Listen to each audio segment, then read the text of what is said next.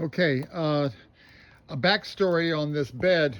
When I when I got all the squares of concrete out of here and started digging it with a grub and hoe to loosen it all up, I found out that it was nothing but it was all very hard sandy clay. Sandy clay. Um, so much of this property has had erosion and water runoff and leaching of the soils, and so um, it's just a hard, sandy soil, and the clay would be what makes it hard. And so I took all of those containers that I had filled with the compost, and there's only one left, plus the trash can is full, but there were two, four, six, eight. There were nine more tubs here, like that one, full of the compost, that I got from that first compost pile over that corner there.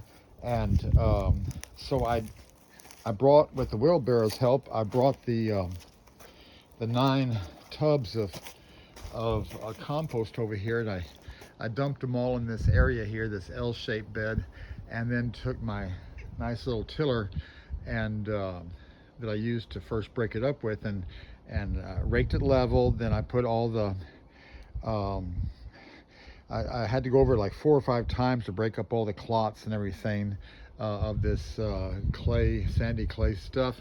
And then I leveled that out and got a grade to it where there's some runoff and away from the trailer. And then put all those 9 tubs of compost on top, and I raked that to level all that out, and then I brought in the tiller again and tilled those two combined together. And so now I've got something. I'm hoping, I'll put it that way, I'm hoping that the bananas like this combination uh, of the sandy clay and the compost. I think it of course will add it. The secret to all of this is the soil. Uh, by the way, you might as well meet him. This is Kitty. Hi, Kitty. Kitty wants me to give him some attention. He's a wild cat that has adopted me, and notice how I put it that way. And he likes to be petted, and but yet he's still a stray. He's not. I don't own him, and so he lets me know that's all I want. That's enough. Thank you. Anyway, just a passing note on the animal that I've acquired with this property. Anyway, so I have also God's garden. Remember all these fruit trees? They were also at $5 each. That's why I say it's God's garden, because God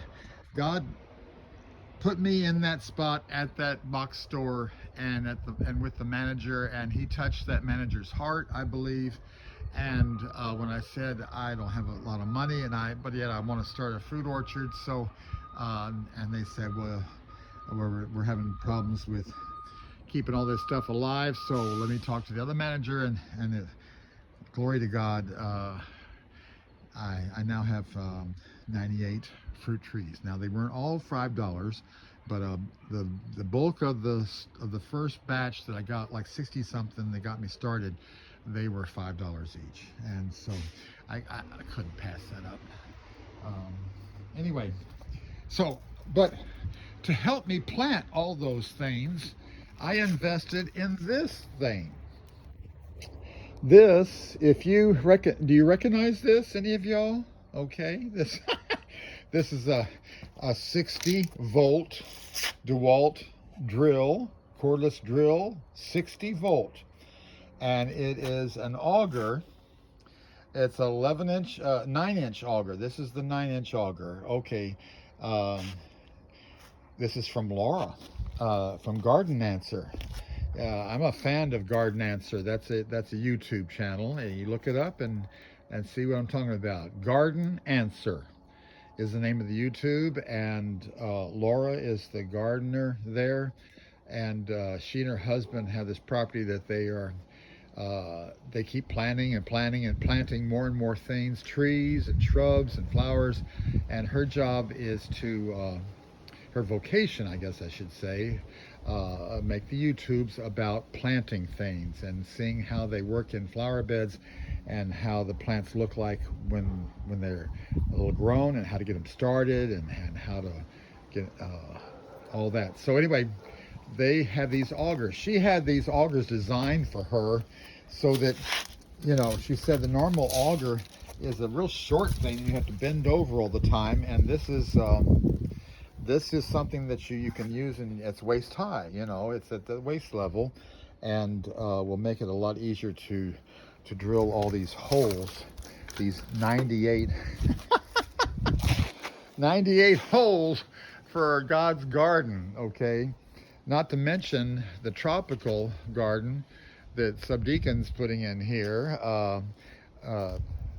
to just have some fun. But anyway, see if things can grow, and if I can work with the environment, and now I just mainly I got to get the soil amended, and see, back here is the backyard, and we're working on that. We've been working on the backyard, doing things.